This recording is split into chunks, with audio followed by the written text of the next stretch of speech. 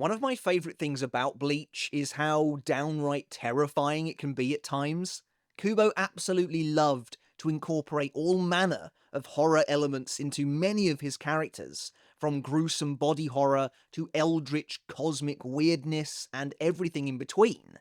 And never was this showcased better than in some of the series' craziest and most terrifying transformations. Happy Halloween, everyone! To celebrate this spookiest of days, I wanted to count down the 13 most terrifying transformations in all of the Bleach manga. From some absolutely nightmarish hollows to truly biblical Quincy's, and even the odd Shinigami or two.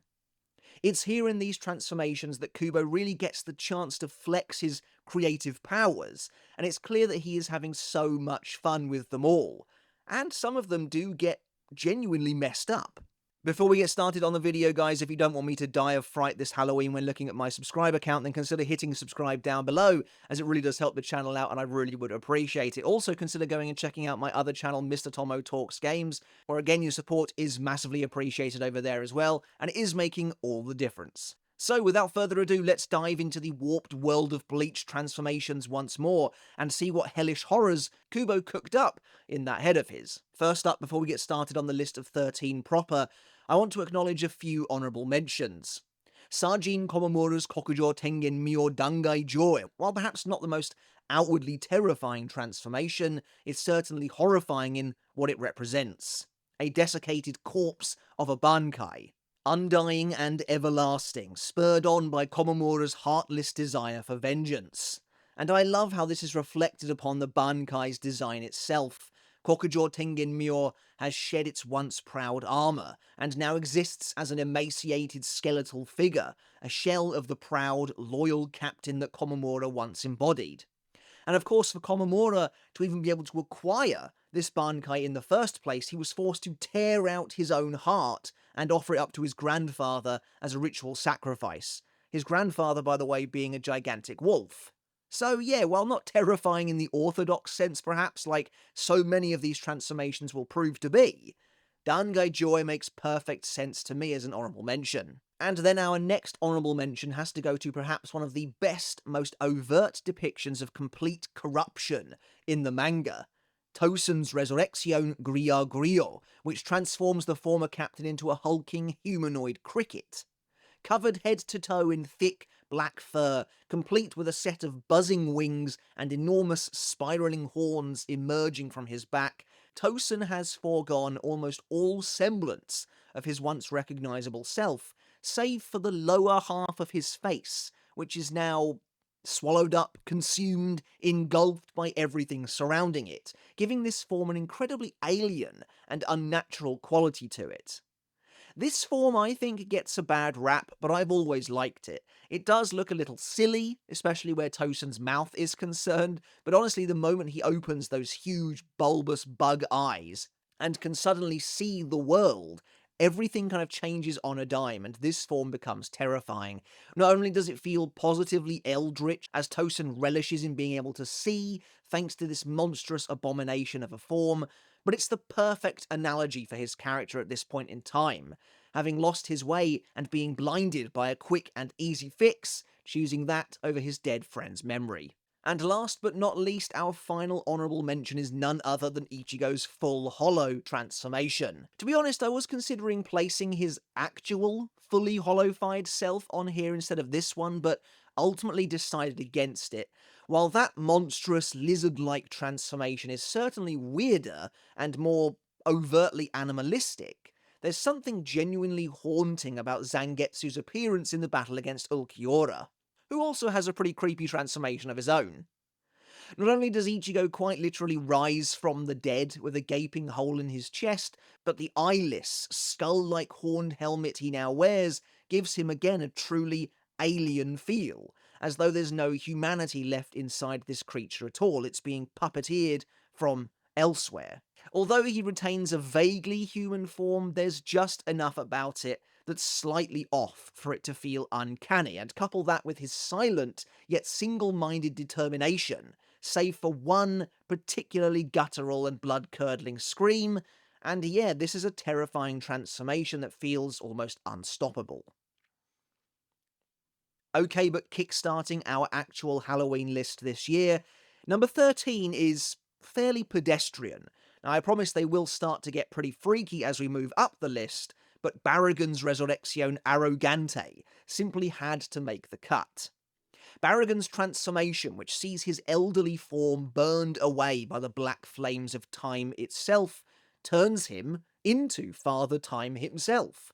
Adorned with an opulent, glittering crown, Barragan becomes a skeletal king, draped in robes and flowing gold chains, and feels like perhaps the most overt version of the Western idea of the Grim Reaper or of death in general in the entire manga, and as a result he does come across as a personification of death. Barragan's transformation represents the unending, relentless march of time and age, and that's perfectly encapsulated by his singular ability Respirar, a breath of death that decays everything it touches, turning the world around him to ash, an ability that also made my list of the most terrifying powers in Bleach some years back. Wielding his great black axe, Barragan is fairly standard, I'd say, in his depiction of horror, and is maybe the most authentically Halloween character on this list, and fits it perfectly in my opinion. Actually, speaking of orthodox symbolism in their transformations, Xyloporo's appearance as a jailer of hell is about what you'd expect. Having risen from hell itself, Xyloporo's Rankai uniform has been replaced with a scarlet tunic that hangs loosely from his emaciated form, while markings, tattoos that take the shape of chains, are not only imprinted, branded upon his skin, but also seem to transform him, seemingly removing one of his eyes. Curved horns burst from the sides of his head, indicative of the depth of his suffering as blood dribbles down his skull, while one of his arms is seemingly completely withered and engulfed in a cursed flame. Again, when it comes to imagery, a lot of it is kind of what you might expect when associated with hell itself, but that doesn't mean it isn't horrifying. I love that Xyloporo embraces it too, with his hollow hole now affixed to his body like a permanent anchor, a reminder of his past, while at the same time, the way hell has affected him is plain as day, with his body suffering from almost innumerable torturous changes. It's really cool, but it's a frightening fate for even Bleach's most despicable of characters to endure. Alright, so this next one is only vaguely a transformation, but I felt it was worth including nonetheless. Ion, the chimera pet of the Trebestia, is an unnerving creature from the moment it's revealed. As Rangiku stares at the beast that will, in a matter of moments, almost kill her, she even notes that she feels as though she is staring into a gaping black hole, an abyss just waiting to swallow her up. At this point, Ion is certainly striking, unsettling even, but maybe doesn't look that much different from a typical hollow, aside from the fact there's no hollow hole. However, as the Gotei 13 continues to try and bring him down, over the course of the battle, Ion's true appearance makes itself known, as the creature morphs into something equal parts goofy and genuinely terrifying, which is a theme that will persist throughout this video. What was originally believed to be Ion's face is in fact its nose. From either side of the Wendigo-like mask, gigantic swiveling eyeballs emerge from deep within its brown mane, and then, doubling down on the weirdness, Ion also reveals a colossal toothy mouth hanging beneath its mask, completely changing our perception of what this thing actually looks like, and it is way freakier than first imagined. It only continues to get stranger too, as it inflates one of its arms in battle against Yamamoto, but it's that slow burn reveal of Ion's true nature that's genuinely unnerving. Alright, but moving into the top 10, Wonder Weiss's Resurrección Extinguir is just plain weird. And it works. In many ways, a little like Komamura's Dangai Joy, what's most terrifying about Wonder Weiss's transformation is what it represents. Wonder Weiss has been forcibly modified, twisted and broken in order to succeed at one task and one task alone, sealing Ryujin Jaka. To this end, Wonder Weiss was robbed of everything, and we see just how literally Kubo decided to take that idea, with Wonder Wise's very insides having been gouged out, leaving him a malformed, empty shell of a being. His resurrection looks unnatural and strange because it is. He's not meant to be this way, no Arankar is, and so he's wound up looking like an extraterrestrial being of some sort. His body is completely out of proportion, his eyes are missing, he looks almost soulless, almost like a machine. Combine Extinguier's incredibly off-putting appearance with Wonder Wise's droning mumbles, gurgles, and childlike noises, and this thing turns into nightmare fuel pretty quickly, especially when a mass of writhing tentacle-like arms come bursting out of his shoulders in showers of blood. Because why not, right? It wouldn't really be a Halloween list without Myri making it on here somehow now, would it? Myri has always been a creepy fellow, and he himself is the conduit for some fantastic body horror too. Today, though, he makes it onto this list for the transformation of his bankai, which was already monstrous and something of an abhorrent abomination, into something genuinely horrifying to behold. Konjiki Ashisogi Jizo Matai Fukuin Shodai is a twisted evolution of Myri's standard bankai, a modified variant designed to allow him to produce a perfect counter of whatever enemy he's facing at the time. And this new Bankai's form is, for lack of a better word, absolutely unholy. Myri's Bankai now appears as a massively bloated and pregnant Buddha, corpulent and ready to burst, slouched languidly upon a bed of fleshy, pulsating tentacles. After Myri has fed his new Bankai enough information, its stomach bursts open, giving life to a golden Jizo, who's now imbued with a perfect counter to Myri's opponent, even if it does put the newborn through immense agony to do so. This form is maybe one of the craziest things Kubo has ever put to the page, and it's perfect for Myri. Again, this next one is similar to Ion, in that it's not overtly a transformation per se, but more a gradual reveal of a character's true nature that is abjectly horrifying to witness, and frankly even imagine. In 8th place, then, we have Pernida, the left arm of the Soul King, a concept that, on its own, is already kind of weird to think about. Yes, Pernida is, literally, a giant sentient arm, bearing a huge eyeball on its palm whose fingers have been chained together by some unknown entity.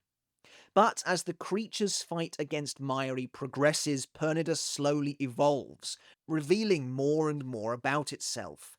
After shattering its chains, Pernida sprouts sinewy flesh from beneath its cloak as an entire limb grows and unfolds outwards, transforming Pernida into a towering arm that looms over the captain. Not only that, but Pernida is capable of furthering its own evolution by ripping off its own fingers to generate even more fully formed arms, each complete with their own eyeball to boot. When the battle nears its end, Pernida is forced to reconstitute itself with hundreds of fleshy Pernida pieces, each with their own eyeballs, because of course, coming together to form patchwork hands and arms, covered in eyes too, but now also sporting mouths as well, except the so-called mouths are actually where the creature's main eyeball once was, and even its teeth are now miniature eyes as well. Seriously, something is very wrong with Kubo. But to be fair, I told you it would get weird. Pernida was a strange one when it first appeared in the story, but by the end it's become an example of some of Bleach's best, most twisted body horror ever. And it kind of feels like one of a few examples that take the series way beyond the typical standard for shonen. Okay, this next one is perhaps the most understated transformation on this list, but it is genuinely horrifying to witness all the same. When Kayen's body is invaded by the hollow metastasia during that fateful night, Rukia watches as he's effectively and almost immediately taken over from the inside out. Kayen's face transforms as his eyes seemingly disappear into his head, replaced by Metastasia's own nightmarish features. Not only that, but as the fight progresses and Kaien is lost more and more to the hollow, we see its influence rapidly spreading beneath the man's skin, as tentacles begin to erupt from his mouth and eye sockets, and even from his arms. the sickly, gut-wrenching truth of this transformation is on display for all of us to see. Almost instantly, Cayenne is lost, and Metastasia begins devouring him from the inside, his body now little more than a hollowed-out shell. What's perhaps most terrifying about this transformation is how immediate and easy it seems to be, and how it's completely irreversible. From the moment Metastasia decides to make its move, Cayenne is doomed. Now, this next one, which just misses out on the top 5, is another that dangerously straddles the line between terrifying and goofy. And of course, it's Yhwach's Soul King transformation after the Emperor of the Vandenreich absorbs his father's power. Having attempted to take everything from the Soul King, Yhwach is now quite literally overflowing with power, and it spills down his form at every turn. Yhwach himself seems to be only barely able to hold it together as an inky black darkness seeps down his face and body, drenching him from head to toe as it oozes from him and along the ground. On top of this nightmarish mess of pure power, a spider-like collection of eyes flow freely along this sea of black, the pulsating, squelching eyeballs stretching and dripping as they move from place to place, Kubo's attempt at depicting Yhwach's divine omniscience. In a way, it really does work, especially during some of the later scenes where Yhwach's power is spreading from him like oil. He does indeed feel like a Lovecraftian eldritch god, an otherworldly being who can barely contain the excess of the curse he's burdened himself with. Alright, but we've made it to the top 5. In terms of freaky transformations, these really are the cream of the crop. And so, up next we have maybe one of the most callous transformations of them all, in that it actually requires a character to be sacrificed in order for it to occur. When Kirige stripped Ion to the bone with his Sclavarai ability, the Sternritter used his complete dominion over Reishi in a way I don't think any of us were really expecting. Remember, we already featured Ion himself on this list a few places earlier, but now Kubo is using that twisted design in a whole new way. Kirige absorbs Ion before our hero's eyes, rapidly melting down his flesh and taking it unto himself, transforming his body and tainting his so-called holy wings with Ion's foul wickedness. In doing so, Kirige becomes a Frankenstein-esque patchwork monster, his eyes sunken into his head, while his jaw is gruesomely deformed, now bearing Ion's gigantic teeth. Meanwhile, half of his body is now bulbous and oversized, while at the same time the wings of his Volstendish are now adorned with Ion's own swirling eyes. This is a great, horrifying design, quickly showing us just how evil the Vandenreich could be, and how unstoppable they could feel, bringing the Quincy into a whole new era of terror. Alright, let's face it. It would have been really weird if Asnod didn't make it onto this list at some point. After all, this guy's entire character revolves around the very concept of fear. He is the Bleach version of Halloween incarnate. His Quincy Volstendish Tartar Foras, meaning the fear of God, evokes that in the best, most overt way possible, as he rolls his eyes back so far that they begin pouring blood from their sockets in order to activate the transformation. Once the light clears, Asnod is perhaps the most straightforward version of an unholy fallen angel among the Sternritter. Gaunt, emaciated, and almost zombie-like in appearance, Asnod is now naked save for a flowing gown made of his own skin.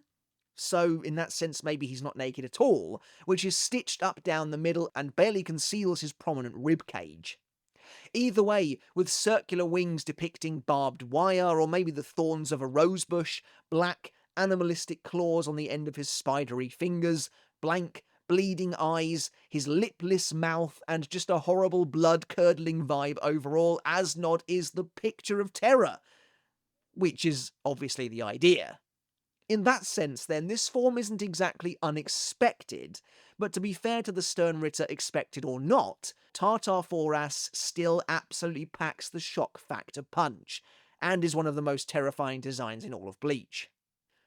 Alright, but in third place, you might be wondering, who has a more terrifying transformation than Asnod? But, well, I think I've come up with a couple. First of all, we have Aizen's final Hogyoku transformation, colloquially known as his monster form. This is another fantastic example of Kubo's penchant for body horror on display.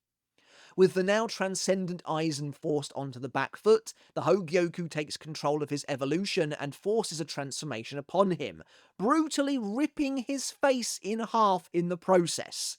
Yeah, I'm serious, that literally happens, to the point where you can still see the eyeless halves of Aizen's face skin, now little more than empty skin folds hanging from either side of the new jet black skull-like visage this form takes on.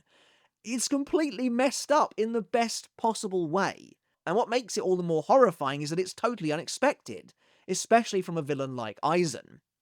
The rest of the form does a good job at taking Butterfly's godly image and dragging it down, distorting it, and turning it into something truly horrendous. As we discussed in our recent Club Outside Q&A video, this is the butterfly corpse to Aizen's perfect butterfly. Aizen's eyes are now affixed to his wings, which now taper off into thick, writhing tentacles, while his body has become inhuman, with gaping hollow holes lining his chest, as if to emphasize the man he once was has completely vanished, having been swallowed up by the Hogyoku's influence as the orb lingers ominously in the center of his being. Hell, even the vertical third eye on his forehead has eyelashes of its own, which is just really off-putting, to be totally honest. We don't get to see much of this form, but everything about it feels wrong, and that's awesome. Oh, alright, you didn't think we were done with Asnod just yet, did you? This video is practically made for him. Of course not. The Sternritter of Fear, uniquely for one of the normal Sternritter, actually possesses a second transformation, and this one is honestly considerably crazier than even its predecessor, and really encapsulates how over-the-top the imagery surrounding Asnod actually was in the best possible way. Enraged by Byakuya's taunts, the stitching on Asnod's gown suddenly ruptures, and of course a tidal wave of blood comes pouring out. But from within the gown itself, a gigantic eye is revealed, and then an enormous face comes spilling out of Asnod himself. Once the transformation is complete, we are presented with some of Kubo's finest body horror work ever, and you really do get the impression he was ecstatic to be able to truly let loose here. Asnod has now become, well, a towering version of himself, except he's not quite all there. Hunched over and looming above Byakuya, this depiction of Asnod is his own fear realized, and his body is ruined and broken. His head, oversized and hanging, features a protruding jaw complete with missing teeth, and yes, his eyes are literally spilling out of his skull. Meanwhile, the previous version of Asnod is now dangling upside down from this new form's chin, remnants of his skin stretched and encompassing this form's entire head, pulled across him like a spider's web, nothing left of the Sternritter but an emptied out husk, a saggy skin suit, which is maybe the craziest thing I've said all video, to be totally honest. Asnod's ribs, now engorged and spiked, have torn their way out of his body, while his lower half has devolved, melted almost into a mass of fleshy tentacles. I swear, if I have to describe something as fleshy tentacles one more time in this video. But yeah, while this form can feel a bit desperate on Asnod's part, that's obviously the idea, and he is throwing everything he has at his enemies, producing one of Kubo's biggest, best, and craziest transformations, and a true horror highlight. And yet, in first place, winning out this contest of creepiness is, well, let's face it, nothing good was ever going to be born out of someone's decapitated head regrowing out of nowhere. Yes, like Asnod, Lille has a second form of his Volstendish too, and is again maybe one of the wildest transformations Kubo has ever cooked up.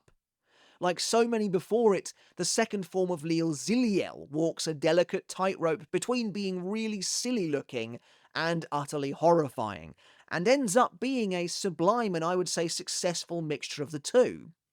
Unlike Asnod's Tartar Foraz, however, which can feel like it's trying a little too hard to be outright scary, the terror of Ziliel is honestly more sinister in its execution.